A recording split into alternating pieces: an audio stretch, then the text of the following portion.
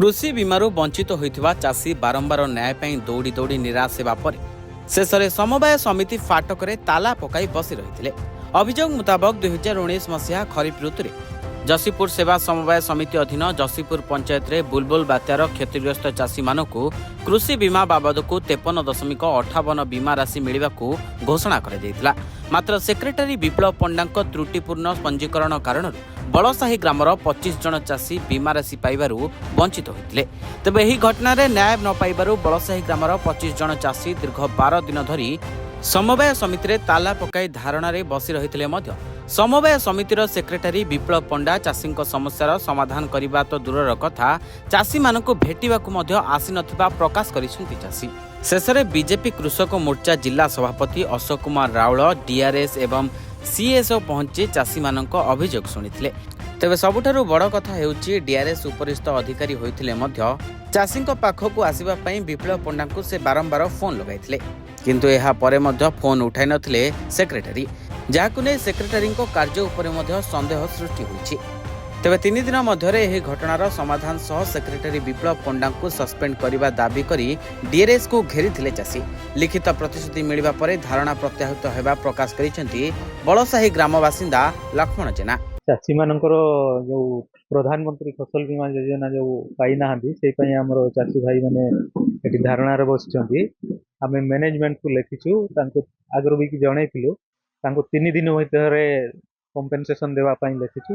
जदि से माने दिन भितर देवे ना आम आईन अनुजाई विरोध में जो सो कज कर मैनेजमेंट को भांगिकी आम एडमिनिस्ट्रेटर को रिप्लेस करके आम कंपेनसेशन देवाई व्यवस्था कर गोटे पुराणा इश्यू टेक्निकल सहित से टाइम रे रही माने किसी कर्मचारी बोधे भूल कर असुविधाटा बर्तमान जो बर्तमान कहली आम चिठी कर 3 दिन भितर देवाई चिठी करछे। जदि से भितर देवे नहीं आम आईन अनुसार कम्युनिटी को डिजल्व करने व्यवस्था करूँ। आमर जड़े एडमिनिस्ट्रेटर को प्लेस करके सीटी तार पेमेंट कर व्यवस्था करूँ। सीटा आम से अनुसार आईन अनुसार तार कौन हो पार विरोध में एक्शन नेब। चाषी भाई मान अनुरोध करुच्ची आसी मोर अनुरोध बर्तमान से माने तो धारणार हरी जातु आमको सहयोग करंतु। समाधान खूब शीघ्र हो जदि मैनेजमेंट जदि आम चिठी अनुसार सी देव ताल तो ये 3 दिन भितर आम जो लिखीचु देव, किंतु जदि से भितर नदेला आमर किछि दिन अधिक समय लगे आम आईन अनुसार आगे प्रोसीड करूँ। 10 मिनिमम आम 7 दिन शौकज टाइम देले शौकज से आईन अनुसार से पड़ो। पूर्व 3 दिन तले कलेक्टर महोदय आमको डाकी चाषी नेतृत्व आ कृषक मोर्चार सभापति अशोक राउल उपस्थित थे। कृषक मान समस्या नहीं से उपस्थित थे।